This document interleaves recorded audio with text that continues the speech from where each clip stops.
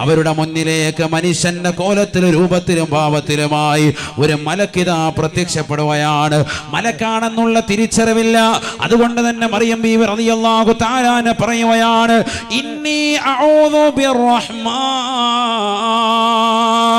ഇന്നി അഊദു ബിർറഹ്മാനി മിൻക ഇൻ കുൻത തഖിയാ. നീ ഈ ലോകത്തിന്റെ തമ്പുരാനായ ജഗന്നിയന്താവായ പരിപാലകനായ പടച്ച റബ്ബിനെ ഭയപ്പെടുന്നവനാണോ? മാറി നിൽക്കണേ, മാറി നിൽക്കണേ.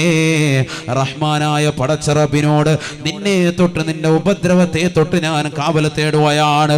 ഒരന്യരാകുന്ന ചെറുപ്പക്കാരുമായി ചങ്ങാത്തം പുൽകാതെ ജീവിതത്തിന്റെ സംശുദ്ധ മാത്രം കാത്തു സൂക്ഷിച്ചിരുന്ന മഹതിയായിരുന്നു മറിയം ബീബി റളിയല്ലാഹു തആല അൻഹ എന്ന് ഖുർആൻ വിശദീകരിക്കുകയാണ്. നമ്മുടെ സഹോദരിമാർക്ക് സാധിക്കുമോ? സാധിക്കുമോ? 10ാം ക്ലാസ്സിൽ 8ാം ക്ലാസ്സിൽ പഠിക്കാൻ വിടുന്ന പിഞ്ചോമന മക്കൾ പോലും വീട്ടിൽ നിറങ്ങുമ്പോൾ തല മറച്ചുകൊണ്ട് മുഖമക്കനെ ഇട്ടുകൊണ്ട് ഇറങ്ങുന്ന മുസ്ലിം സഹോദരിമാര്, കൊച്ചുമക്കൾ ഇന്നെവിടെയാണ് പോകുന്നത്? ബാഗിനുള്ളിൽ അവളുടെ ചുരിദാർ എടുത്തു വെച്ചിരിക്കുകയാണ്. ഇട്ടുകൊണ്ട് പോകുന്ന യൂണിഫോമിന് പകരം സ്കൂളിന്റെ പിന്നാമ്പുറത്ത് പോയിരുന്നു കൊണ്ട് യൂണിഫോം മാറുകയാണ്, അത് ചേഞ്ച് ചെയ്യുകയാണ്. ചുരിദാർ ധരിച്ചുകൊണ്ട് പതിൽ ചാടിക്കൊണ്ട് ആക്റ്റീവയിലോ മറ്റുള്ള സ്കൂട്ടറിലോ ചെറുപ്പക്കാരുടെ പിന്നാമ്പുറങ്ങളിൽ ഇരുന്നുകൊണ്ട് ബീച്ച് റോഡുകൾ നിറങ്ങുകയല്ലയോ, നിരത്തുകളിലൂടെ കറങ്ങുകയല്ലയോ, സ്വന്തം വാപ്പ നടത്തുന്ന ജ്യൂസ് കടയിൽ വന്നിരുന്നുകൊണ്ട് ഹെൽമറ്റ് ധരിച്ചുകൊണ്ട് മകളിതാ ജ്യൂസ് കുടിക്കുന്ന രംഗം. അന്യരാക്കപ്പെട്ട ചെറുപ്പക്കാരുമായി വേടിച്ച് നടത്താൻ മടിയില്ലാത്തതായ സഹോദരിമാര്, വാപ്പയെ വിലവെക്കാത്തതായ സഹോദരിമാര്, ഉമ്മയെ വിലവെക്കാത്തതായ മക്കള്, ഈ സമൂഹത്തിന്റെ ഏറ്റവും വലിയ ദുരന്തമല്ലയോ? പഠിച്ചു വെക്കേണ്ട പാഠമാണ്, പാഠമാണ്. നീ കാവൽ തേടാത്തതിന്റെ പ്രശ്നമാണ് എന്ന് പരിശുദ്ധ ഖുർആൻ. ജനിച്ചു വീഴുന്ന സമയത്ത് തന്നെ കുട്ടിയുടെ കാതിലേക്ക് നീ കൊടുക്കേണ്ടതായ വാക്കാണ്, ഇന്നി ഉഈദുഹാ ബിക വദുരിയതഹാ മിനശ്ശൈത്വാനി അർറജീം. പിശാചിനെ തൊട്ട് എന്റെ കുട്ടിയെ നീ കാക്കണേ അല്ലാ, നീ കാക്കണേ അല്ലാ. നീ നിന്റെ പ്രിയപ്പെട്ട ഭാര്യയുമായി ശാരീരിക ബന്ധത്തിൽ ഏർപ്പെടുന്ന സമയത്ത് ബിസ്മി ചൊല്ലിയിട്ടുണ്ട്, നീ ഔദു ചൊല്ലിയിട്ടുള്ളവരാണ്. അവിടെ കൊണ്ട് നിർത്തുന്നില്ല. കുട്ടി ജനിച്ച് ഈ ഭൂലോകത്തേക്ക് കടന്നു വരുമ്പോൾ നമസ്കരിച്ചിരുന്ന, ഇബാദത്തെടുത്തിരുന്ന, തഖ്വയിൽ അധിഷ്ഠിതമായ ജീവിതം നയിച്ചിരുന്ന പ്രിയപ്പെട്ട ഉമ്മ ആ കുട്ടിയെ മടിത്തട്ടിലേക്ക് കിട്ടുമ്പോ ആ കുട്ടിയെ വാങ്ങിയിട്ട് അതാ ബാങ്ക് കൊടുക്കുകയാണ്, ഇഖാമത്ത് കൊടുക്കുകയാണ്.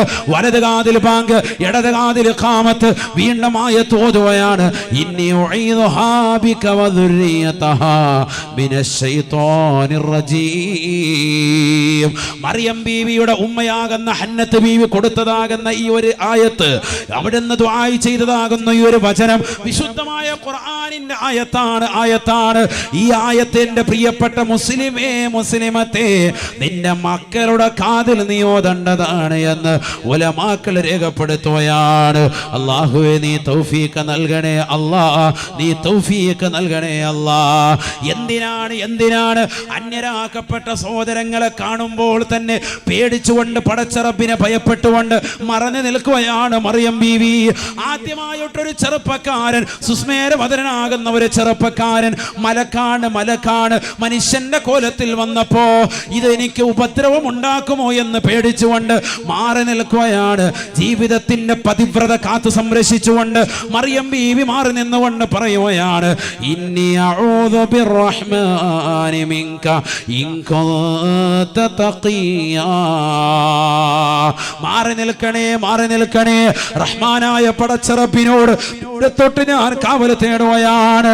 ഖാലതി ഇന്നി അഊദു ബിർറഹ്മാൻ മിൻക ഇൻ കുൻത തഖിയാ.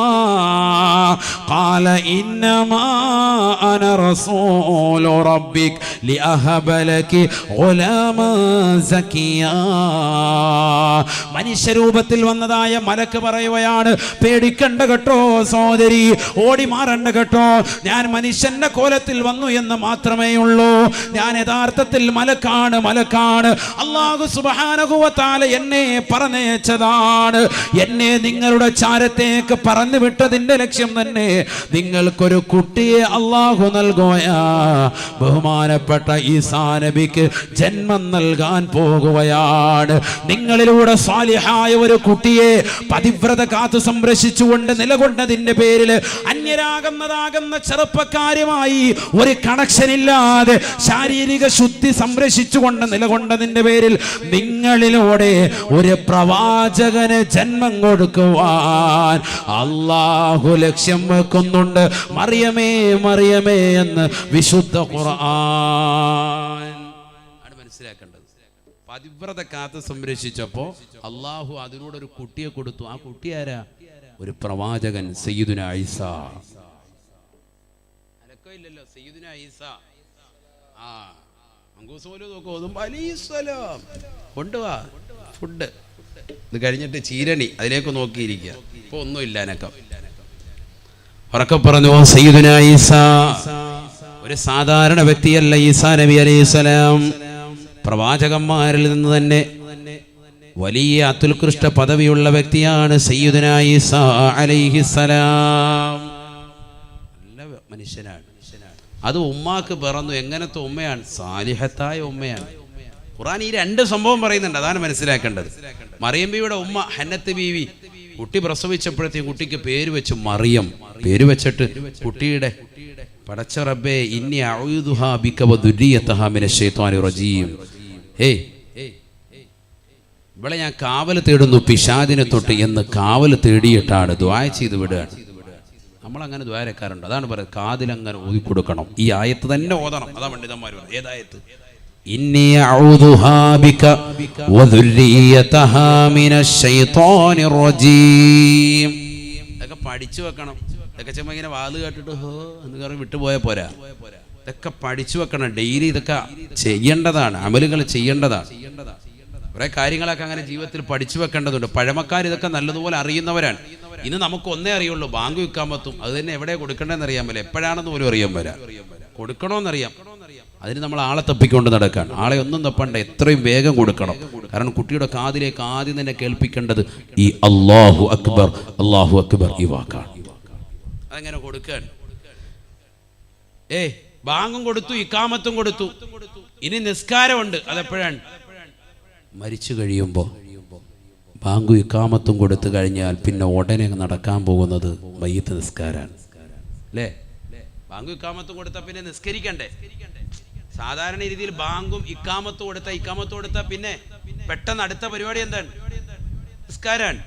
അഥവാ അത്ര സമയമേ ഉള്ളൂ ഈ ദുനിയാവിൽ. നിനക്കിനി അടുത്തത് മരണമാണ്. അതാണ് അത് കുറിക്കുന്നത്.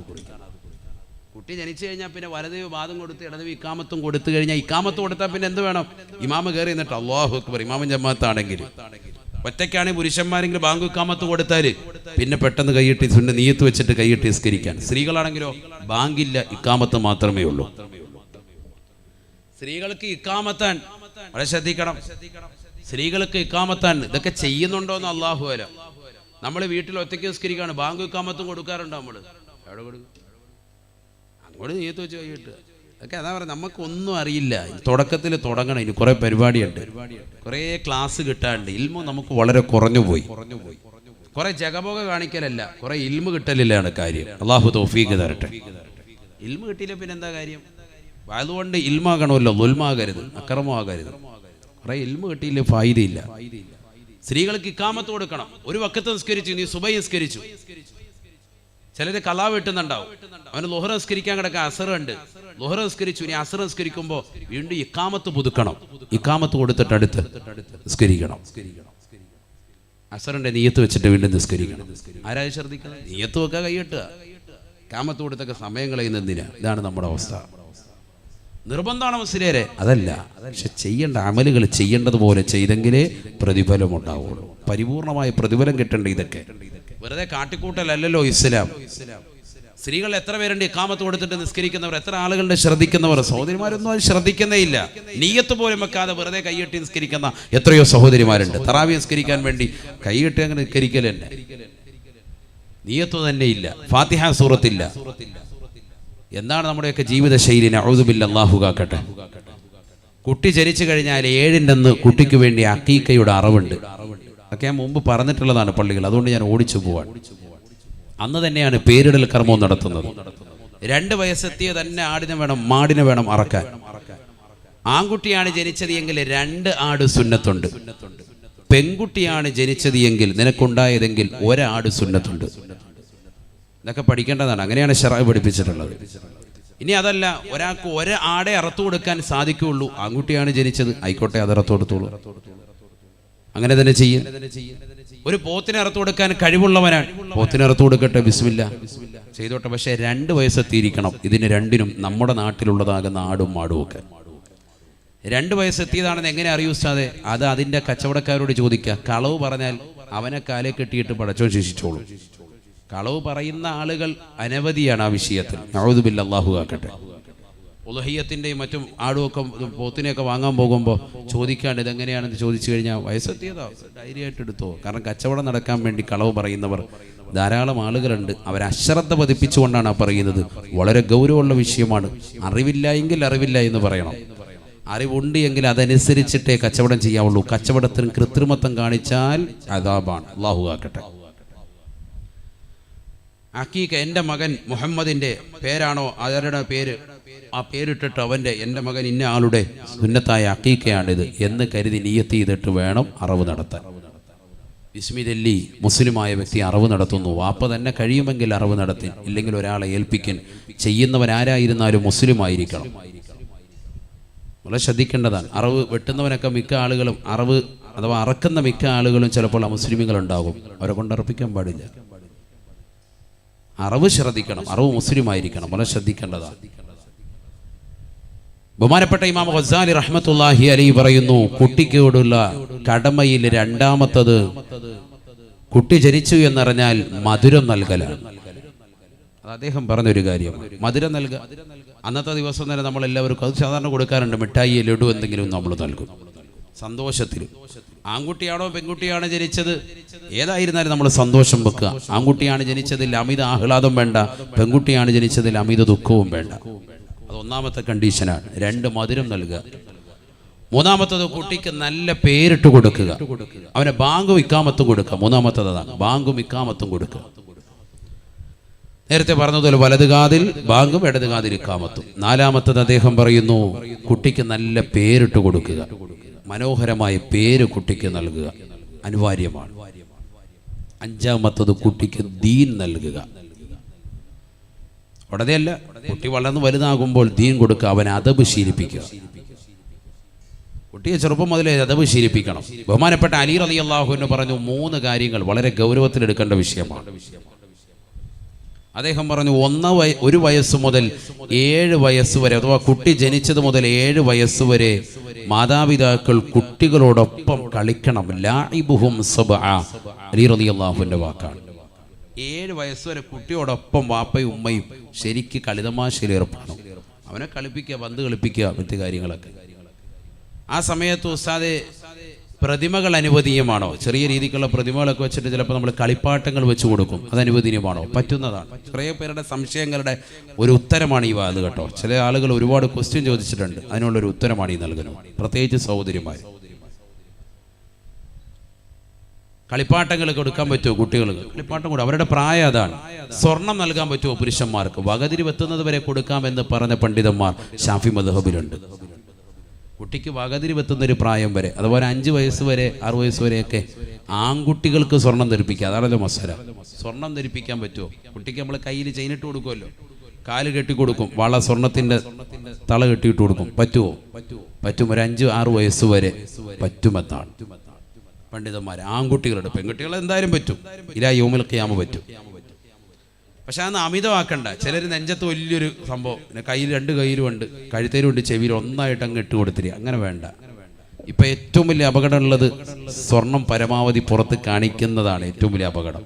പ്രത്യേകിച്ച് കുട്ടികളെ തട്ടിക്കൊണ്ടുപോക്ക് ഇപ്പോൾ വല്ലാതെ വർദ്ധിച്ചിരിക്കുകയാണ്. അവരുടെ കിഡ്നി എടുക്കുക, ലിവർ എടുക്കുക, പല പരിപാടികളുണ്ട്. ഒന്നുമില്ലെങ്കിലും സൂപ്പ് വെച്ചെങ്കിലും കുടിക്കുന്ന കൗമാണുള്ളത്. അതുകൊണ്ട് കുട്ടികളെ ശ്രദ്ധിച്ചുകൊള്ളുക. സ്വർണം ഒരുപാടിട്ട് ആഭരണങ്ങളിട്ട് അങ്ങനെ ധരിപ്പിക്കേണ്ടതില്ല.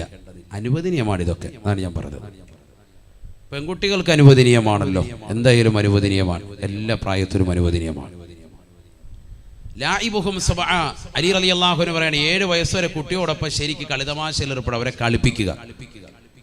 അത് കഴിഞ്ഞാലോ 7 to 14 വരെ വസാഹിബുഹും സബഅ, അവരോടൊപ്പം പിന്നെ നീ നിലകൊള്ളേണ്ടത് വഅദ്ദിബുഹും സബഅ, പിന്നെ ഒരു 7 വർഷക്കാലം പിന്നീട് അങ്ങോട്ട് നിലകൊള്ളേണ്ടത് അവർക്ക് നല്ല മര്യാദ പഠിപ്പിച്ചുകൊണ്ടാണ്. മര്യാദ പഠിപ്പിക്കണം. മോനെ ഭക്ഷണം കഴിക്കുന്നത് അങ്ങനെ, വലത് കൈ കൊണ്ട് കഴിക്കൽ, ഇടത് കൈ കൊണ്ട് മലമൂത്ര വിസർജനം നടത്തേണ്ടത് ആ കൈയാണ് ഉപയോഗിക്കേണ്ടത്. മൂക്ക് പിഴിയേണ്ടത് ഇടത് കൈയാണ് വേണ്ടത്. വാ ഇങ്ങനെ തുറക്കുമ്പോൾ, കോട്ടുവായി വിടുമ്പോൾ ഇടത് കൈയുടെ പത്തി മറച്ചിട്ട് പരിപൂർണമായി അടച്ചു പിടിക്കണം. അഊദു ബില്ലാഹി മിനശ് ശൈത്വാനിർ റജീം എന്ന് ചൊല്ലണം. ബിസ്മി ചൊല്ലി ആഹാരം കഴിക്കണം. അടുത്ത് നിന്ന് തന്നെ ആഹാരം കഴിച്ചു തുടങ്ങണം. വാപ്പയും ഉമ്മയും ഇരിക്കുന്ന സദസ്സിൽ മക്കൾ വന്നിട്ട് ഇരിക്കാൻ പാടില്ല, ചമ്രം പടിഞ്ഞിരിക്കാൻ പാടില്ല. ഒരു കാലിന്മേൽ മറ്റൊരു കാല് കയറ്റി വെച്ച് കണ്ടിരിക്കാൻ പാടില്ല. അതൊക്കെ മിക്ക ഇന്ന് സമൂഹത്തിൽ കാണുന്ന സംഭവങ്ങളാണ്. ഉസ്താദ് വന്നാലും നാട്ടുകാർ, വാപ്പ വന്നാലും ഈ കളിയാ, ഒരു കാലും മറ്റേ കാല് വെച്ചിട്ടിരിക്കുക. ആ കളി ഉസ്താദെന്നല്ല, എവിടെ ആയാലും പാടില്ലല്ലോ. നമ്മളെ ശ്രദ്ധിക്കാൻ, അതബ് കെട്ട ഇരുത്താണത്. നിങ്ങൾ മനസ്സിലാക്കി, നിങ്ങളെ ഭയങ്കര വില വെച്ചെന്ന്. നമ്മുടെ മനസ്സിൽ എന്നാന്നറിയോ, പടിജാഹിലാണല്ലോ റബ്ബ് ഇരിക്കുന്നത് എന്നുള്ള ചിന്ത അപ്പോഴേ മനസ്സ് വന്നു കഴിഞ്ഞു. നമ്മൾ ഇന്ന് കണ്ടത് പടിജാഹിലിനെയാണല്ലോ. ഈ ചിന്തയോടുകൂടി അങ്ങോട്ട് വരിക. നിങ്ങളോർക്ക് ഉസ്താദ് ഞെട്ടിയിട്ടുണ്ട്, നമുക്ക് നല്ലപോലെ മനസ്സിലായിട്ടുണ്ട്. അവൻ വിവരം കേട്ടവൻ അങ്ങേയറ്റം ആണല്ലോ റബ്ബേ ഇന്നിപ്പോൾ സംസാരിക്കാൻ പോകുന്നത് എന്ന് മനസ്സിലാക്കിയിട്ടാണ് വന്നിരിക്കുക. കാലുമ കാര്യം ഏറ്റി വെച്ചിരിക്കുക.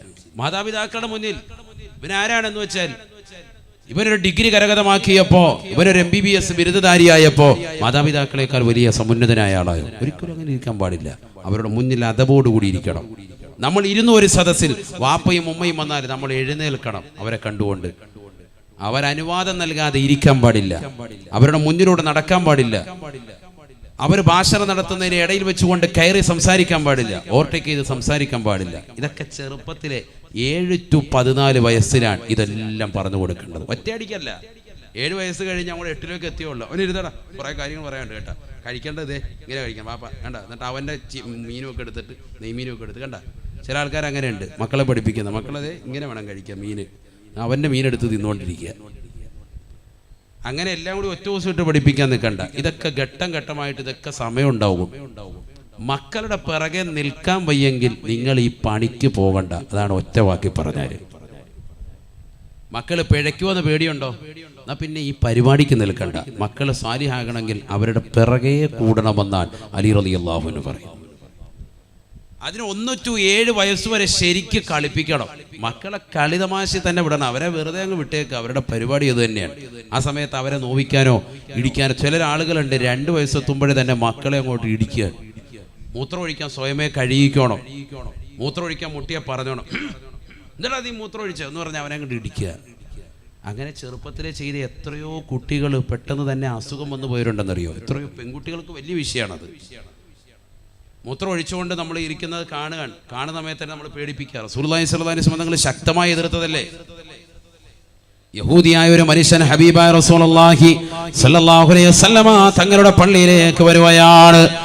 റസൂലുള്ളാഹി സ്വല്ലല്ലാഹു അലൈഹി വസല്ലം തങ്ങളുടെ മദീന പള്ളിയിൽ വന്നിരുന്നു കൊണ്ട് കാഷ്ടിക്കുകയാണ്. അഷ്റഫുൽ ഖൽഖ് സ്വല്ലല്ലാഹു അലൈഹി വസല്ലം തങ്ങളും കൂട്ടരും കടന്നു വരുകയാണ്.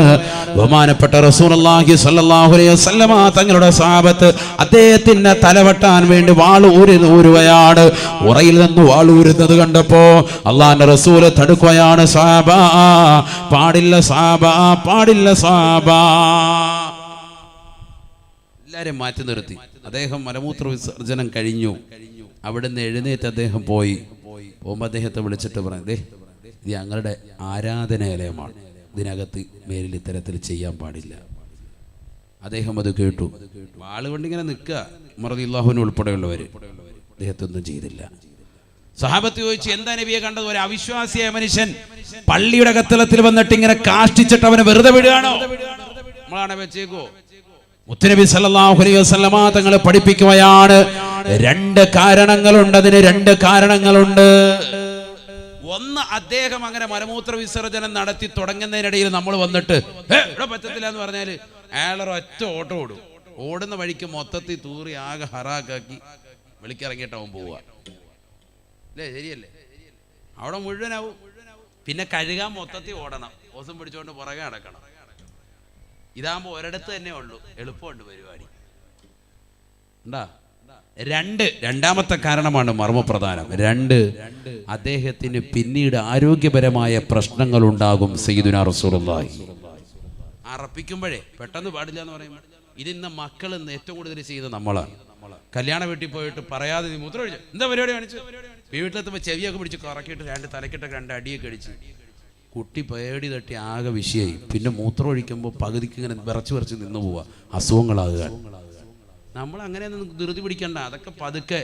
ഈ ഇരിക്കുന്ന മിക്ക ആളുകൾ ഒരുപക്ഷെ 15 വയസ്സും കടന്നു മുള്ളിയിട്ടുള്ള ടീമുകളുണ്ടാവും കടക്കയിൽ. ഉറപ്പാണ്. എത്ര ആൾക്കാരുണ്ട്? 12, 10, 15 വയസ്സ് വരെയൊക്കെ കടന്നു മുള്ളിയിട്ട് അവസാനം ഓതി മന്ദിരിച്ച് കോഴിമുട്ട തലയെ വെച്ച് ഊതിയിട്ടാണ് ഇത് മാറിയിട്ട് തന്നെ ഉള്ളത്. അങ്ങനത്തെ ടീമുകൾ മക്കളെ കൊണ്ടുവന്ന് 1.5 വയസ്സാകുമ്പോഴേ മൂത്രം ഒഴിക്കുന്നു പറഞ്ഞില്ലെങ്കിൽ ഇടിക്കുമെന്ന് പറയുന്നതിൽ എന്താ അർത്ഥം? ശ്രദ്ധിക്കേണ്ടതാണ്. ആരോഗ്യപരമായ മക്കളെ നമ്മൾ ശ്രദ്ധിക്കണ്ടേ? അതുകൊണ്ട് 7 വയസ്സ് വരെ മക്കളെ അങ്ങനെ വിട്. പഠിപ്പിക്കേണ്ട കാര്യങ്ങൾ ഓരോ പ്രായം എത്തുമ്പോൾ അവർക്ക് പക്വത വരുമ്പോൾ അങ്ങോട്ട് പറഞ്ഞു കൊടുക്കാം. അത് ശ്രദ്ധിക്കാം, വിഷയമല്ല. അവരോടൊപ്പം കളിതമാശയിൽ ഏർപ്പെടും. മനസ്സ് വിഷമിപ്പിക്കുന്ന ഒന്നും പാടില്ല ആ സമയത്ത്. അങ്ങനെ നിങ്ങൾ ചെയ്തു നോക്കിയേ. കുട്ടികൾക്ക് ഭയങ്കര സ്നേഹമാണ്. വാപ്പായും ഉമ്മയും പിന്നെ അവരെ ഒന്നും വിടൂല. നമ്മൾ 7 വയസ്സ് വരെ ശരിക്കും അങ്ങനെ നിന്ന് നോക്ക്. വാപ്പായും ഉമ്മയും അവർ വിടൂല. ഞാൻ ഇന്നലെ ജുമാ കഴിഞ്ഞിട്ട് തിരിച്ചു പോയില്ലല്ലോ, തിരുവനന്തപുരത്തായിരുന്നു വയല്. അത് കഴിഞ്ഞിട്ട് ഞാൻ തിരിച്ചു പോയിട്ടില്ല, പരിസരത്ത് തന്നെ നടന്ന് കറങ്ങായിരുന്നു. അങ്ങനെ ഞാൻ നിൽക്കുമ്പോൾ വീട്ടുകാരെന്നെ ഫോൺ ചെയ്തു. ഭാര്യ ഫോൺ ചെയ്തിട്ട് ചോദിച്ചു, എന്തായി എപ്പോഴാണ് വരിക? ഞാൻ പറയും, ഇന്ന് രാത്രിയിൽ കരുനാഗപ്പള്ളി വാദമുണ്ട്, അതുകൂടെ കഴിഞ്ഞിട്ടാവുക. അപ്പോൾ പറയുന്നു, മൂത്ത മകള് ഇന്നലെ ജുമാ കഴിഞ്ഞ് എൻ്റെ വാപ്പ സരി ഉസ്താദ് പള്ളിയിൽ നിന്ന് ജുമാ കഴിഞ്ഞ് തിരിച്ചു വന്നു. 2:30 ആയപ്പോൾ വീട്ടിലെത്തിയപ്പോൾ മകള് ചോദിച്ചു, അപ്പായി ഉസ്താദാണല്ലോ, അപ്പ പള്ളിയിൽ പോയിട്ട് വന്നല്ല, എന്നിട്ടെന്താ അബ്ബ വരാത്തെന്താ? അബ്ബ എന്നാണ് എന്നെ വിളിക്കുക. അബുനെന്ന് പറഞ്ഞാൽ വാപ്പ എന്നാണല്ലോ. അപ്പോൾ അവളുടെ ഏറ്റവും എളുപ്പമാകുന്ന വാചകത്തിൽ അങ്ങനെ തന്നെ അങ്ങ് ശീലിപ്പിച്ചു, അബ്ബ എന്നാണ് വിളിക്കുക. അബ്ബ എന്താണ് വരാത്തത്? ഉമ്മയോട് ചോദിക്കുകയാണ്, ഭാര്യയോട് ചോദിക്കുകയാണ്. അപ്പോൾ അവർ പറഞ്ഞു, അത് പ്രസംഗം ഉള്ളത് കൊണ്ടാണ്. അപ്പം വാപ്പാക്ക് പ്രസംഗം ഇല്ലേ? വാപ്പാക്ക് എന്താ പ്രസംഗം ഇല്ലേ? അതായത് കൊച്ചുകുട്ടിയുടെ കാരണം എന്തുകൊണ്ടാണ്? നമ്മൾ കുറച്ച് ദിവസങ്ങളെ ഉള്ളൂ എങ്കിലും നമ്മളോടുള്ള ഒരു സ്നേഹം അവരുടെ മനസ്സിലങ്ങനെ നിറഞ്ഞു നിൽക്കുകയാണ്. അതുകൊണ്ട് തന്നെ അവർ കുറച്ച് സമയം നമ്മളെ കാണാതാകുമ്പോൾ പള്ളിയിൽ നിന്ന് മറ്റുള്ളവരൊക്കെ വന്നിട്ട് പോലും എൻ്റെ വാപ്പ എന്തുകൊണ്ട് വന്നില്ല എന്നുള്ള ചിന്ത അവരുടെ മനസ്സിലേക്ക് പെട്ടെന്ന് കടന്നു വരികയാണ്. അവരുടെ മനസ്സിൽ അതാണ് ചിന്ത. എന്തുകൊണ്ട് മറ്റുള്ളവരൊക്കെ പള്ളിയിൽ നിന്ന് വന്നിട്ടും എൻ്റെ വാപ്പ എന്തുകൊണ്ട് വന്നില്ല? ഇതാണ് ചിന്തിക്കേണ്ടത്. നമ്മൾ കൊടുക്കുന്ന സ്നേഹം എത്രത്തോളം ഉണ്ടോ അതിനനുസരിച്ച് തിരിച്ചും കിട്ടും. കുല്ലു മൗലൂദിൻ യൂലദു അലൽ ഫിത്റാ വഇന്നമാ അബവാഹു യുഹവിദാനിഹി വയുനസ്സിറാനിഹി ഔ യുമജ്ജിസാനിഹി. നബിയുനാ റസൂലുള്ളാഹി സ്വല്ലല്ലാഹു അലൈഹി വസല്ലമ തങ്ങൾ ഉറപ്പെടുത്തുകയാണ്, എല്ലാ കുട്ടികളും ഈ ലോകത്തേക്ക് പിറന്നു വീഴുന്നത് ശുദ്ധ പ്രകൃതിയിലാണ്, ശുദ്ധമായ പ്രകൃതിയിലാണ്. ഒരൊറ്റ കുട്ടി പോലും തിന്മയുടെ വക്താവായിട്ടല്ല ഈ ലോകത്തേക്ക് പ്രസവിക്കപ്പെടുന്നത്, നല്ല കുട്ടിയായിട്ടാണ്. ഫഅബവാഹു യുഹവ്വിദാനിഹി ഔ യുനസ്സിറാനിഹി ഔ യുമജ്ജിസാനിഹി. അവന്റെ മാതാപിതാക്കളാണ് അവനെ യഹൂദനാക്കുന്നത്, അവനെ ജൂതനാക്കുന്നത്, അവനെ ക്രൈസ്തവനാക്കുന്നത് എന്ന് ഹബീബുനാ ശഫീഉനാ റസൂലുള്ളാഹി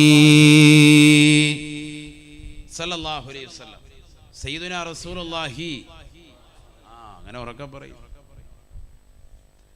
നബി സല്ലല്ലാഹു അലൈഹി വസല്ലം തങ്ങൾ പറയാണ്, മാതാപിതാക്കൾ തന്നെയാണ് മക്കളെ പിഴപ്പിക്കാനുള്ള മർമ്മപ്രധാനമായ കാരണം. കുറ്റപ്പെടുത്തൽ തുടങ്ങി എന്ന് പറയണ്ട. കാരണം ഒരു കുട്ടി ജനിച്ചു വീഴുമ്പോ വല്ല തെറ്റും അവൻ ചെയ്യുന്നുണ്ടോ? വല്ല തെറ്റും അവനറിയാവോ? അവനറിയാവോ ടിക്ടോക്ക്? അവനറിയാവോ വാട്സാപ്പ്? അവനറിയാവോ ഫേസ്ബുക്ക്? അവനറിയാവോ അശ്ലീലത? അവനറിയാവോ അന്യ പെണ്ണുമായിട്ടുള്ള പ്രേമം? അവനറിയാവോ അന്യ സഹോദരിയുമായിട്ടുള്ളതാകുന്ന ലയനം? അവനറിയില്ല. ഒന്നും അറിയാത്തൊരു പിഞ്ചോമന കുഞ്ഞായിട്ടാണ് ഈ ലോകത്തേക്ക് ജനിക്കുന്നത്. അവന്റെ മാതാപിതാക്കളാണ് തെറ്റിലേക്ക് വിരൽ ചൂണ്ടുന്നതായ സർവ്വ മേഖലകളും ചൂണ്ടിക്കാണിക്കുന്നത് എന്ന് സയ്യിദുനാ റസൂലുള്ളാഹി. എല്ലാ മേഖലകളിലേക്കും വഴിതിരിച്ചു വിടുന്നത്, അത് ശ്രദ്ധ പതിപ്പിക്കേണ്ടത് മാതാപിതാക്കളാണ്. അതിനെവിടുന്നേ തുടങ്ങണം? അതിന് നീ നിന്റെ പ്രിയപ്പെട്ട ഭാര്യയുമായി ശാരീരിക ബന്ധത്തിൽ ഏർപ്പെടുന്ന സമയം മുതലേ നീ ശ്രദ്ധിക്കണം. ഭാര്യയുമായി ബന്ധപ്പെടുന്നതിന് നല്ല ദിവസം, നല്ല സമയം, നല്ല സന്ദർഭം വെള്ളിയാഴ്ച രാവ്. നബി സല്ലല്ലാഹു അലൈഹി വസല്ലം തങ്ങൾ സുന്നത്താക്കിയതാണ്.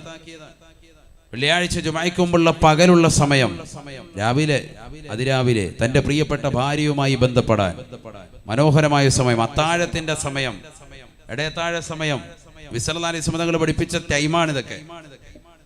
ഇതൊക്കെ ശ്രദ്ധിക്കുക, സമയങ്ങൾ ശ്രദ്ധിക്കുക, നല്ല മാസങ്ങൾ ശ്രദ്ധിക്കുക. വിവാഹം കഴിഞ്ഞ് എങ്ങനെയെങ്കിലും കുറെ കാട്ടിക്കൂട്ടലല്ല വൈവാഹിക ജീവിതം. മക്കളാകുക എന്നുള്ളതല്ല ലക്ഷ്യം. ആ മക്കൾ സാലിഹാകുക എന്നുള്ളതാണ് മർമ്മപ്രധാനം. കാരണം മക്കൾ വലുതായിട്ട് ഉസ്താദെ അവൻ നമസ്കരിക്കുന്നില്ല, അവൻ നോമ്പ് പിടിക്കുന്നില്ല, അവൻ ദീനിന് വേണ്ടി സഹായിക്കുന്നില്ല, അവൻ എന്നെ നോക്കുന്നില്ല എന്ന് കൈകാലിട്ടടിച്ചിട്ട് കാര്യമില്ല. നിന്റെ ജീവിതത്തിൽ, ജീവിത കാലഘട്ടത്തിൽ മക്കളോട് മാന്യമായ രീതിയിലുള്ളതാകുന്ന പെരുമാറ്റ ചട്ടങ്ങൾ ഒരുപാട് ഉണ്ടാകേണ്ടതുണ്ടായിരുന്നു. തുടക്കം മുതലേ ശ്രദ്ധിക്കേണ്ടതുണ്ട്. നബിയുനാ റസൂലുള്ളാഹി സ്വല്ലല്ലാഹു അലൈഹി വസല്ലം തങ്ങൾ ഉറപ്പെടുത്തുകയാണ്, ഇദാ ജമഅ റജുലു മഅ ഇംറഅതിഹി ഇംതവ ശൈത്വാനു ഇഹ്ലീലാ ഫയുജാമിഉ മഅഹു അഹ്ലഹു സദഖ റസൂലുള്ളാഹി. നബിയുനാ റസൂലുള്ളാഹി സ്വല്ലല്ലാഹു അലൈഹി വസല്ലം തങ്ങൾ ഉറപ്പെടുത്തുകയാണ്, ഒരു വ്യക്തി അവന്റെ പ്രിയപ്പെട്ട ഭാര്യയുമായി ശാരീരിക ബന്ധത്തിൽ ഏർപ്പെടുമ്പോ വലം യുസമ്മില്ലാഹ തആല, അല്ലാഹുവിന്റെ പേര് ഉച്ചരിക്കൽ നിർബന്ധമാണ്. പടച്ച റബ്ബിന്റെ പേര് പറഞ്ഞുകൊണ്ടാകണേ ശാരീരിക ബന്ധത്തിൽ ഏർപ്പെടാൻ വേണ്ടി തുനിയേണ്ടത്. ബിസ്മി ചൊല്ലാതെ, അഊദു ചൊല്ലാതെയാണ് ബന്ധപ്പെടുന്നത് എങ്കിൽ ഹബീബായ നബി തങ്ങൾ പറയുകയാണ്, ഇംതവ ശൈത്വാനു ഇഹ്ലീലാ, പിശാച് പുരുഷന്റെ ജനനേന്ദ്രിയത്തിൽ ചുരുണ്ട് കടക്കുമേ, ചുരുണ്ട് കടക്കുമേ. ചുരുണ്ട് കടക്കും. സയ്യിദുനാ റസൂലുള്ളാഹി നബി തങ്ങൾ പഠിപ്പിച്ചതാണ്. ഇതൊക്കെ സമൂഹം അറിയണ്ടേ. ഭാര്യയുമായി ബന്ധപ്പെടുന്ന സമയത്ത് ഭർത്താവ് അല്ലെങ്കിൽ ഭാര്യ രണ്ടുപേരും ഓർമ്മിപ്പിക്കണം, ബിസ്മിയല്ലേ എന്ന് ഓർമ്മിപ്പിക്കണം. ഇതൊന്നും ഒരു ശ്രദ്ധയില്ല.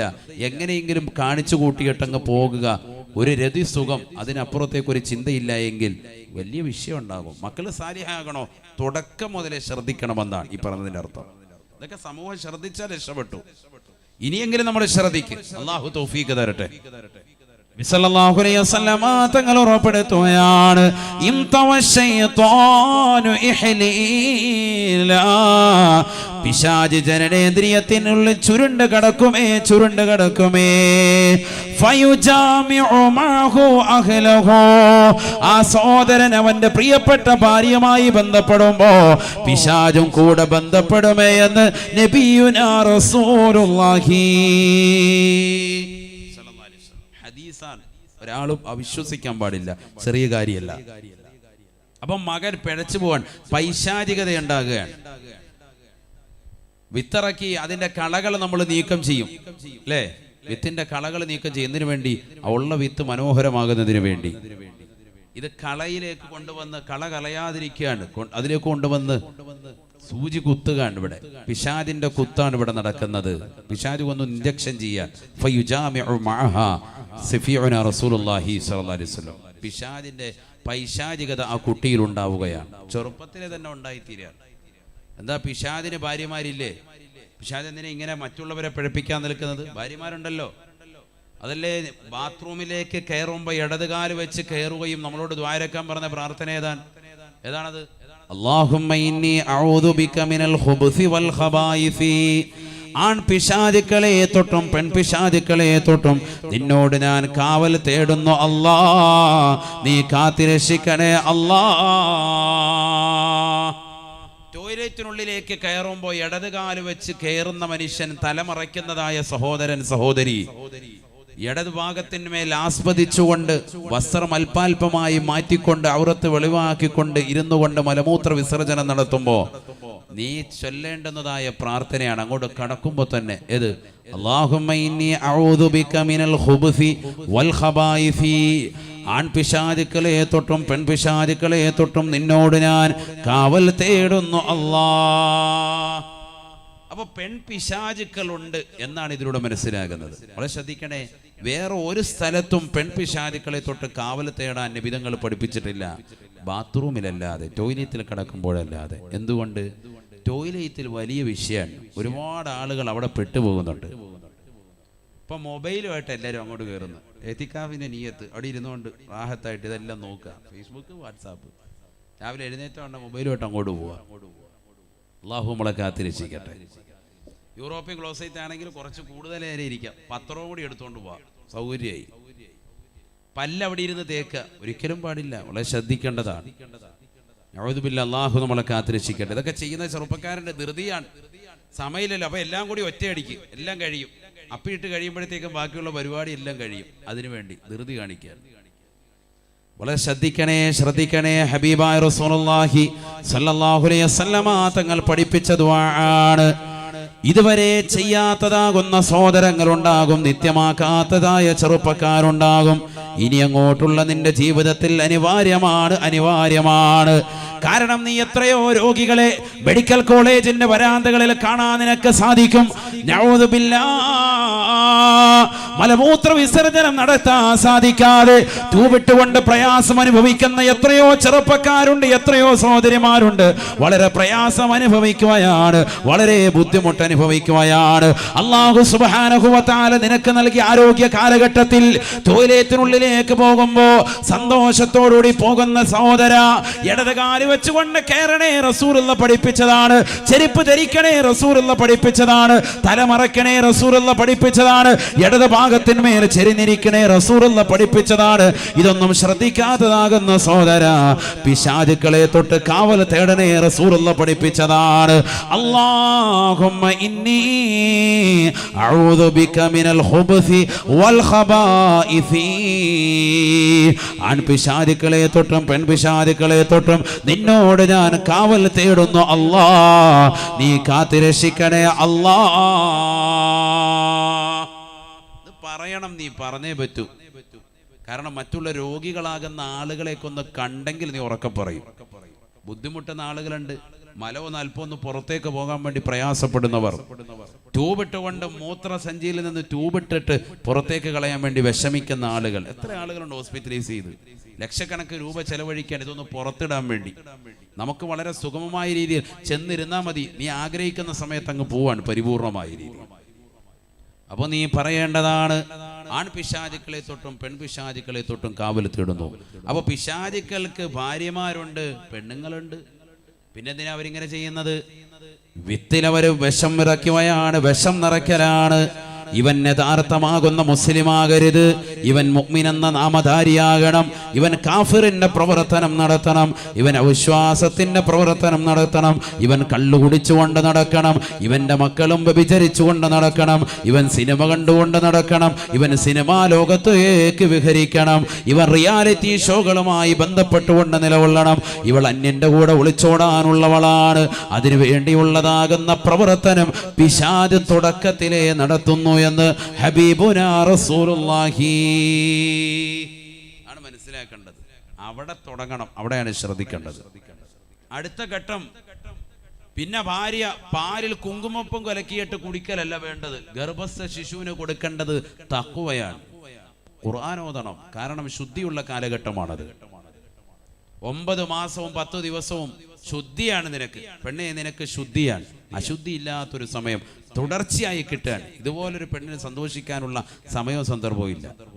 ഇബാദത്തിൽ മൊഴിയിൻ, ഖുർആനോദിൻ, വിക്ര ചൊല്ലിൻ, സ്വലാത്ത് ചൊല്ലിൻ, എത്രയോ ഖത്മുകൾ തീർക്കാൻ പറ്റും, എത്രയോ ഖത്മുകൾ തീർക്കാൻ പറ്റും. നീ നല്ല നീയത്ത് വെച്ചുകൊണ്ട് നബി സല്ലല്ലാഹു അലൈഹി വസല്ലം തങ്ങളുടെയും കുടുംബത്തിനു വേണ്ടി, മഹത്തുക്കളുടെ കുടുംബത്തിന് വേണ്ടി, ബദരീങ്ങളുടെ കുടുംബത്തിന് വേണ്ടി, ബദരീങ്ങൾക്ക് വേണ്ടി നീയത്ത് ചെയ്തിട്ട് നീ നല്ലതുപോലെ ഒരു ഖത്മ തീർക്കൻ. എൻ്റെ മക്കൾ സാലിഹാകണം, അവരെ പോലെ അസ്ഹാബുൽ ബദറിനെ പോലെ എൻ്റെ മക്കൾ സാലിഹാകണം. മുത്തുനബിയുടെ കുടുംബത്തെ പോലെ സാലിഹാകണം എൻ്റെ മക്കൾ. നല്ല നീയത്തിൽ നീ യാസീനോദിൻ, ഖുർആനോദിൻ, ഖത്മ തീർക്കൻ, ലക്ഷക്കണക്കിന് സ്വലാത്തുകൾ ചെല്ലിൻ. ആ സമയത്ത് സിനിമയുടെയും സീരിയലിന്റെ ലോകത്ത് അടിമപ്പെട്ടിരിക്കുകയാണ് നമ്മുടെ സഹോദരിമാരൊക്കെ. എല്ലാവരും അതാണ്.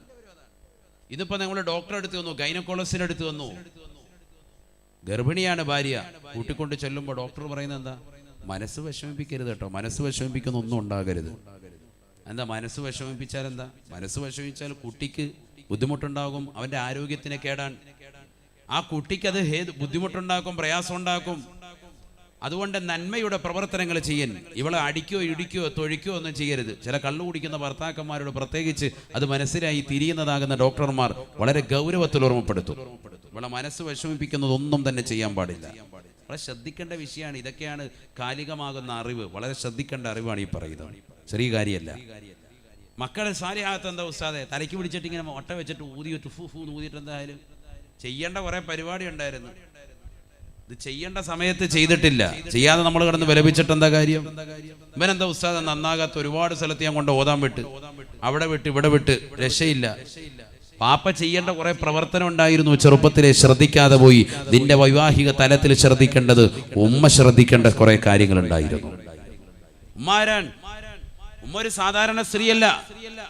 ഇസ്ലാം അവൾക്ക് നൽകിയിരിക്കുന്ന സ്ഥാനം ചെറുതല്ല. ഉമ്മയുടെ കാൽ കീഴിലാണ് സ്വർഗമെന്ന് സയ്യിദുനാ റസൂലുള്ളാഹി. ഉമ്മമാരെ ചെറുതാക്കിയല്ല കണ്ടത്. സ്ത്രീകൾക്ക് ഏറ്റവും കൂടുതൽ സ്വാതന്ത്ര്യം കൊടുത്ത ഒരേ ഒരു മതം അത് വിശുദ്ധ ഇസ്ലാമാണ്. അവർ തിരിച്ചറിയാത്തത് കൊണ്ടാണ്. പിന്നെ അവരോട് പുറത്തു പോകാൻ പാടില്ല, അന്യരുമായി സംവദിക്കാൻ പാടില്ല എന്ന് പറഞ്ഞുകൊണ്ട് വിലക്കാനുള്ള കാരണം, സംവദിക്കുമ്പോൾ മറയിൽ നിന്നുകൊണ്ട് സംവദിക്കണം, സംഭാഷണം നടത്തണമെന്ന് പറയാൻ കാരണം അവരുടെ സുരക്ഷിതത്വമാണ്, വേറൊന്നുമല്ല. കാരണം ഇന്ന് നടക്കുന്ന വ്യഭിചാരങ്ങളും ഇന്ന് നടക്കുന്ന പ്രേമവിവാഹങ്ങളും എല്ലാം പരസ്പരം അങ്ങോട്ടും ഇങ്ങോട്ടും കൂടിക്കലരിന്റെ അവസാന ഭാഗമാണ് എന്നുള്ള തിരിച്ചറിവ് ലോകത്തിനുണ്ടായിക്കൊണ്ടിരിക്കുന്നു. അതുകൊണ്ടല്ലേ പാശ്ചാത്യ രാജ്യങ്ങളിലൊക്കെ ഇസ്ലാമിലേക്ക് ധാരാളം ആളുകൾ കടന്നു വരികയാണ്. നമ്മളിലുള്ളതാകുന്ന സഹോദരിമാർ 40 കഴിഞ്ഞ സഹോദരിമാരൊക്കെ ഒളിച്ചോടാൻ നിൽക്കാൻ, ഭർത്താവിനെ വഞ്ചിച്ചിട്ട് പുറത്തോട്ട് പോകാൻ നിൽക്കുക അന്യമതത്തിനോടൊപ്പം. നഊദു ബില്ലാഹ്, അല്ലാഹു കാക്കട്ടെ.